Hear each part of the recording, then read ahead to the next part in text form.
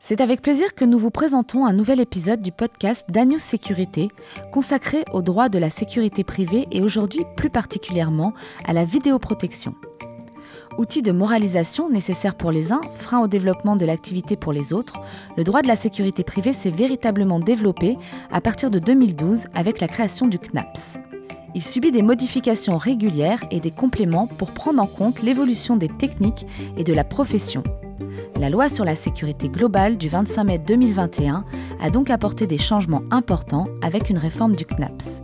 À l'occasion des Jeux Olympiques, des nouveaux textes sont prévus ou ont été adoptés, notamment sur les caméras augmentées. Nous avons donc décidé tout au long de ces podcasts de faire intervenir un avocat spécialisé dans le droit de la sécurité privée, Maître Thibault du Manoir de Jueil, qu'il est inutile de présenter avec un acteur de la sécurité privée, Monsieur Laurent Allais, responsable de travaux de la maintenance et de la sécurité pour le groupe BRED, appartenant au groupe BPCE et également président du club Agora des directeurs sécurité sûreté Île-de-France. Le thème de ce podcast est la vidéoprotection. Bonjour Thibault, bonjour Laurent. Bonjour Séverine. Bonjour Séverine. Pourriez-vous, Laurent, nous faire le point sur la vidéosurveillance ? Justement Séverine, en introduction, il est important de bien séparer les notions de vidéosurveillance, vidéoprotection et de télésurveillance. Cette dernière notion étant parfois confondue avec celle de la vidéo. Je rappelle que la télésurveillance n'a pas de rapport avec la vidéo. Elle concerne la réception d'informations en provenance de la centrale d'alarme d'un site. Revenons à la vidéo. La vidéoprotection concerne les sites ouverts au public et la vidéosurveillance, celle des sites relevant du Code du travail. Dans l'importance de la vidéo, je peux affirmer qu'il s'agit d'un outil fondamental, surtout dans le domaine bancaire.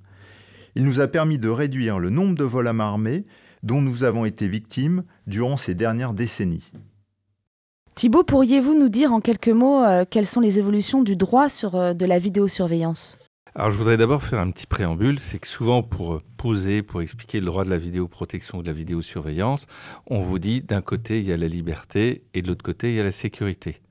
Et moi c'est une problématique à laquelle je ne souscris pas, parce que pour moi la sécurité c'est ce qui permet d'amener la liberté. Et donc si on a une vidéoprotection, une vidéosurveillance qui est bien structurée, eh bien à ce moment-là, il y aura plus de sécurité et plus de liberté. Alors j'en viens maintenant au droit de façon un petit peu plus pratique, et on constate une évolution, c'est une évolution qui accompagne une évolution des mœurs, une évolution de la technique, ce qu'expliquait Laurent tout à l'heure, c'est l'apparition d'un certain nombre de systèmes. Alors il y a eu des discussions en 2021, vous savez, il y a une loi en mai 2021 sur les drones. Alors le législateur avait adopté à ce moment-là une loi autorisant les drones. Et le Conseil constitutionnel a recalé, mais il a recalé de façon intelligente en disant les drones peuvent être utilisés si et si, etc. Je ne vais pas rentrer dans le détail du texte. Ce qui fait qu'en 2022, un nouveau texte a autorisé les drones et a été validé par le Conseil constitutionnel. Et on est au lendemain de quelques manifestations avec l'utilisation de drones qui ont été autorisés par la justice. Donc ça, c'est un premier tournant. Puis les deux autres tournants, c'est un tournant sur les caméras augmentées qui sont liées à l'approche des JO et puis à l'évolution technologique. Et puis le troisième tournant, c'est un rapport qui date d'avril 2023 qui a été rédigé par deux députés. Premier député Philippe Gosselin et deuxième député Philippe Latombe. Laurent, voulez-vous nous dire un mot sur les drones ? Alors, pour moi, la vidéo embarquée dans les drones permet simplement d'étendre son champ d'intervention et n'est utile que pour un certain nombre d'industries, de secteurs comme l'industrie par exemple, ou le transport. Cela permet d'apporter une meilleure efficacité dans la surveillance, mais par exemple pour le monde bancaire, je ne pense pas qu'il pourra nous être utile. Voilà, moi je pense que les drones vont être utilisés beaucoup en matière de vidéosurveillance, par exemple pour surveiller des zones industrielles, pour surveiller des entrepôts, et nous avons maintenant l'encadrement légal pour tout ce qui est surveillance de la voie publique, comme je l'évoquais à l'instant. Laurent, que pouvez-vous nous dire de plus sur les caméras augmentées et la loi JO ? Je me positionnerais plutôt sur les caméras augmentées. C'est vrai que apporter une certaine intelligence à nos systèmes vidéo permet d'être plus efficace et on cherche à utiliser ces systèmes dans le monde bancaire, notamment pour faire du comptage, pour remplacer la centrale d'alarme quand celle-ci tombe en panne. Donc elle peut apporter énormément de services.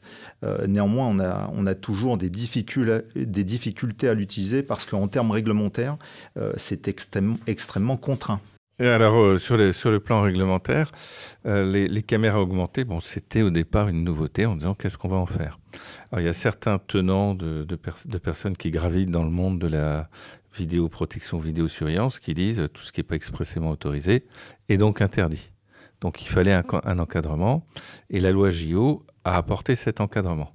Et puis à côté de l'encadrement, vous avez un point important, il y avait parfois des conflits d'interprétation, presque d'intérêt entre le RGPD et entre le Code de la sécurité intérieure. Et là, la loi JO a toute une partie qui consacre le principe que tout ce qui est vidéoprotection, vidéosurveillance relève bien du RGPD, ce qui n'était pas évident. Alors, c'est excellent au point de vue cohérence juridique. Est-ce que pour la pratique, ça l'est? C'est peut-être un peu moins sûr. Et concernant le rapport Gosselin-Latombes, quelle précision pouvez-vous nous apporter, Laurent? Alors, ce rapport est principalement destiné à l'espace public, dans le domaine dans lequel j'ai pas énormément de légitimité. Néanmoins, il concerne aussi les espaces publics et donc les espaces recevant du public, les ERP. À ce titre, je pense qu'il est important que le législateur prenne l'avis des donneurs d'ordre, et notamment de la communauté Agora, des directeurs de la sécurité, puisque on se souvient de la mise à jour de l'arrêté technique 2007 qui aurait pu sortir il y a quelques années et qui n'a finalement a été à l'origine de levée de boucliers parce que pas suffisamment confronté aux donneurs d'ordre. Et je pense qu'il faut qu'il y ait beaucoup plus d'échanges entre le législateur d'une manière générale. Thibaut ? Alors, le législateur, on aura peut-être un futur texte après ce rapport, c'est ce qui arrive souvent, et je voudrais apporter quelques éléments de contexte, parce que qui est l'un des rapporteurs, c'est Philippe Gosselin. Et que faisait donc député de la Manche? Et Philippe Gosselin a longtemps représenté le Parlement auprès de la Commission nationale informatique et liberté, qui est un peu le garant de la vie privée en France. Et donc le fait que ce soit un député qui soit extrêmement sensibilisé à tous les éléments de vie privée m'apparaît important. Donc ça n'est pas quelqu'un qui aurait une vision hyper sécuritaire ou autre.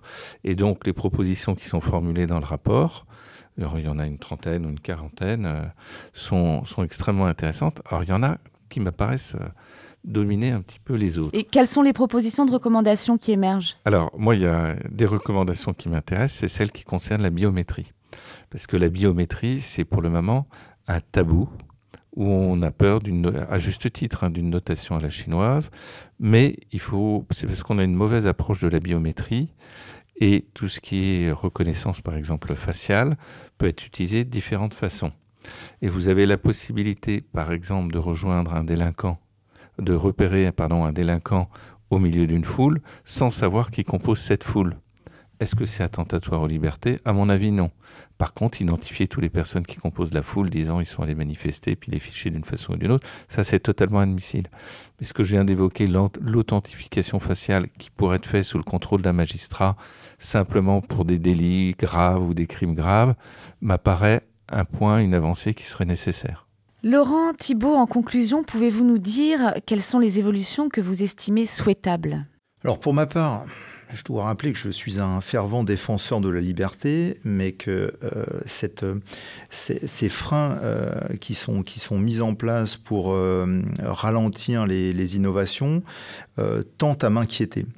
Je pense qu'à force de freiner ce déploiement d'innovation dans le domaine de la vidéo, entre autres, comme dans tous les domaines, pourrait rendre notre pays, faire devenir notre pays comme un maillon faible, avec les conséquences qui en découleraient. Donc je pense qu'il faut vivre avec notre temps, faire attention à bien encadrer ces technologies, mais les laisser malgré tout avancer. Thibaut ? Alors moi, je pense que la législation va évoluer considérablement, et notamment sous l'influence européenne.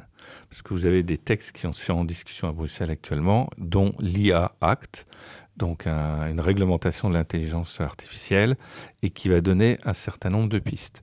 Et les pistes qui sont développées actuellement, c'est de l'IA interdit, donc je reprends mon exemple de notation sociale à la chinoise, mais également les systèmes à haut risque.